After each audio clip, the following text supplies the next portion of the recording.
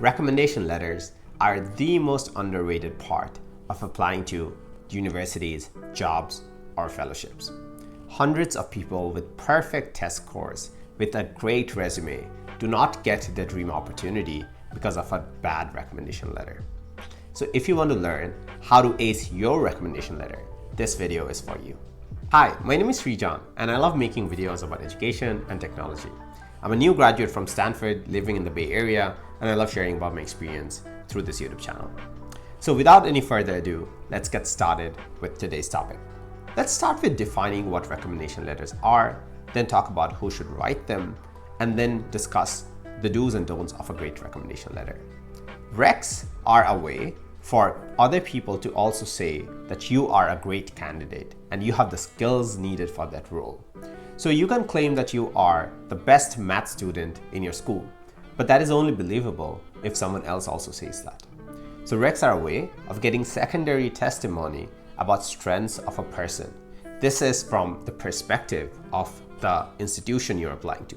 If that is a university, recs are a way for the university to learn about details of your personality that others found impressive. Who should write your recommendation letters? They should be someone who are an expert in the field, who have seen you over long periods of time, and who have also experienced writing them. So let's start with each of these one by one. So they should be someone who are an expert in your field. That means for a student, they can be a teacher that teaches them at school in that subject. So if you want a recommendation letter about your math skills, do not go to an English teacher just because you have a better relationship with them. Go to a math teacher and get their testimony because they have the most expertise to talk about mathematical skills of students. They also have the most experience talking about this because they probably wrote recommendations for many students in the past. The second key point is they should be someone who know you through your work very, very well. That means you have spent many hours with them, they have evaluated your work, they have given you advice and course corrected you when you went wrong.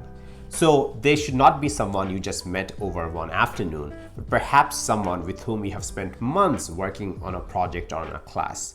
So this is the golden rule, and this is the hardest to achieve.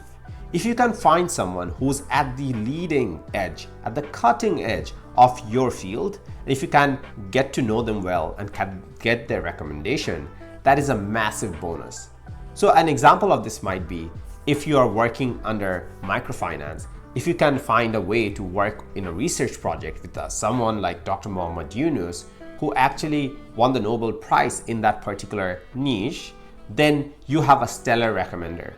But that is extremely hard to do because he is a busy man and chances are you would not be able to work with him. And that's completely fine. But if there's a way to relationship build with someone who's at the cutting edge of a field, you should try to do it. And this needs months of planning, but this is something you should keep in the back of your mind as well. Usually there is a trade-off between someone who's an expert and someone who knows you well. If that is the case, go with someone who knows you well. And that is because it doesn't matter if they're at the leading edge of their field, if they cannot write good things about you. At the end of the day, you want strong advocates for yourself. And someone who knows you well, who likes you, is willing to write you a more detailed recommendation than someone who's an expert and is very busy and does not really care about you. Who are bad people for recommendations? Who should you not consult for recommendations? The number one, and this is very common, family members. Do not make your family members like your aunts, uncles, write your recommendation letters. If you want to hide it, it is illegal, and if it gets out, your application will be put out and you might even be blacklisted from that institution. Family members are bad because they love you.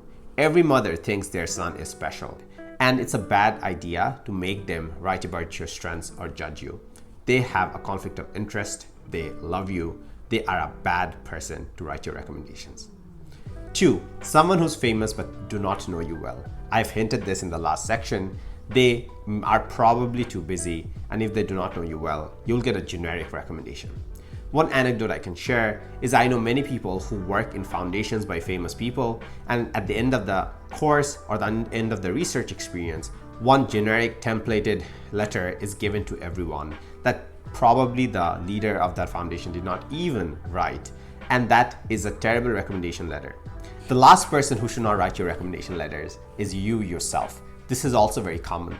Some people just lie and write their own recommendations, and that turns out to be terrible recommendation letter. It's just true that statistically, people roughly say similar things about themselves. So if they're writing their own recommendation letters, it will echo what they already wrote in other places, like their Common App essay or personal statement.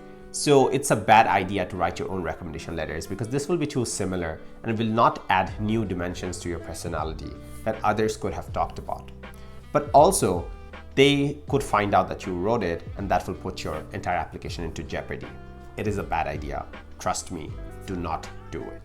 What are the features of great recommendation letters? And this is really important. The first important feature is that it has to be rich in anecdotes. What are anecdotes? Anecdotes are personal stories of you and that person, and it usually talks about some personality or character strength that is demonstrated through that story. So one anecdote that your math teacher might write about is that you struggled in math throughout the first quarter, but you are genuinely interested in it. You met that person after hours, after school, every week, and then you asked them questions in class, and you ended up getting like the highest marks despite being 29th out of 30 people in the first quarter.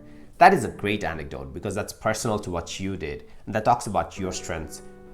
The second feature is choosing growth over perfection. Many people just think that, oh, they are not the perfect candidate. There are other candidates better than them. Then how can they get the best recommendation letter? Recs are personal. They are supposed to talk about your growth as a human being, because just because you are the best now does not mean you'll always be the best in the future. So if you can show a story of growth, of how you have showed resilience and really have persisted despite challenges, that's a great story for a recommendation. Third feature, interpersonal skills. Interpersonal skills are super important. Interpersonal skills are roughly the skills that help you be a better member in a community, that help you collaborate with others, that really show how nice you are. And recs are a great way to show these. How smart you are is already measured through your test scores, through your Common App essays and other things.